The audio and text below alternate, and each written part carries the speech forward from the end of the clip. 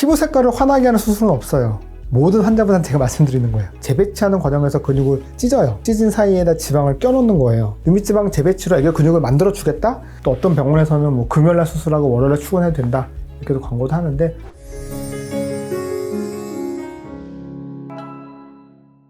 안녕하세요. 예쁜 그 자체 에디션 성형외과 닥터 한대희 원장입니다.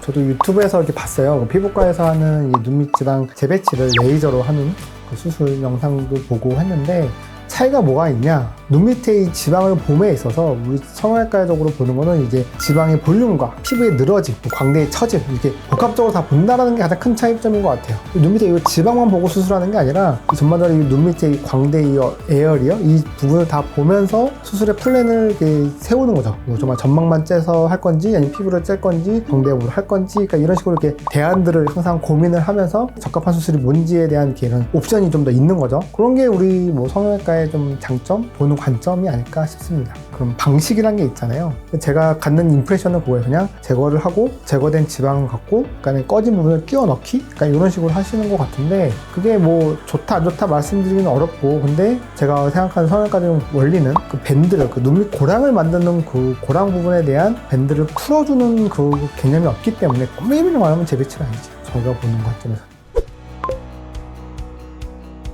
그러니까 피부 색깔을 환하게 하는 수술은 없어요. 모든 환자분한테 제가 말씀드리는 거예요. 다크서클 피부가 어두워진 거잖아요. 수술로 환해지진 않아요. 이 다크서클을 이루는 게 뭐 피부가 얇아서, 그리고 피부 그 밑에 있는 근육, 지방 주머니가 비쳐 보이는 거거든요. 그래서 제가 생각하는 이 다크서클이 좀 좋아지는 방향은, 저희가 이제 재배치하는 과정에서 근육을 찢어요. 찢은 사이에다 지방을 껴놓는 거예요. 이 지방의 볼륨이 줄겠죠. 근육의 좀 이게 벌쾌함이 좀 준다고 보시면 돼요. 그러면서 근육이 좀 힘이 약해진다고 저는 보고 있어요. 그래서 뭐 수술 직후 빵 하고 하얘지는 게 아니라, 재배치가 잘 되고 근육 그 분리가 잘 되면은 시간이 지날수록 좀 옅어져요. 경계가 옅어져요. 그런 목적으로 수술합니다.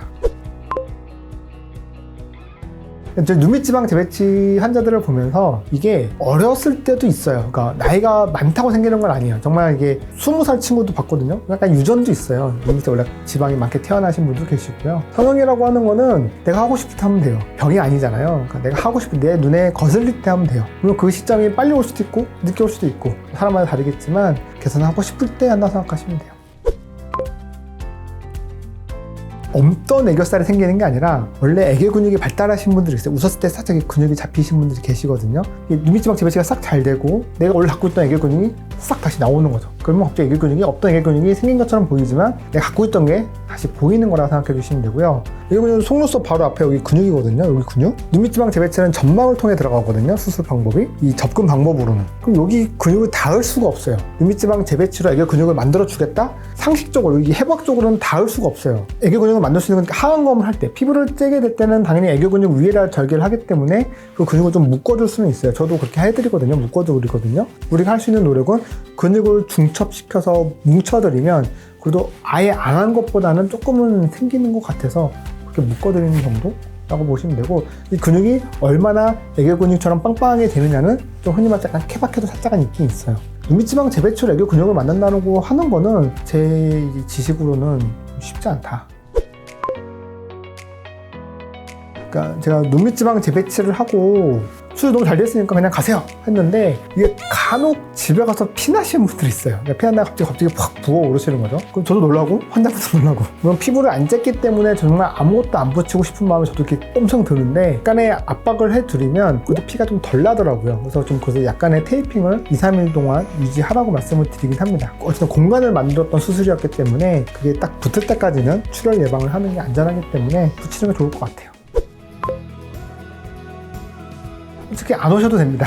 충혈만 없으면 정말 감쪽 같은 수술이 되기도 해요. 환자분마다 물론 정말 케바케가 좀 있기도 하고 한데, 또 잘된 분들 보면은 정말 뭐 당일날 나가도 뭐 아무렇지도 않은 분도 계시고, 또 어떤 병원에서는 뭐 금요일날 수술하고 월요일날 출근해도 된다, 이렇게도 광고도 하는데 실제로 가능하기도 해요. 어쨌든 회복 기간은 생각보다 되게 빠를 수도 있고, 근데 간혹 뭐 웅들고 붓는 사람들도 있기 때문에 또 수술하고 회복 기간에 대해서는 조금 여유를 갖고 보는 게 조금 더 서로 편하다. 이 외에도 뭐 눈밑 관련해서 궁금하신 게 있으시면 저희 유튜브에 댓글로 문의해 주시면 더 좋고요. 아니면 정말 궁금해서 미치겠다 그러면 내원해 주세요. 진정성 있게 설명해 드리겠습니다. 감사합니다.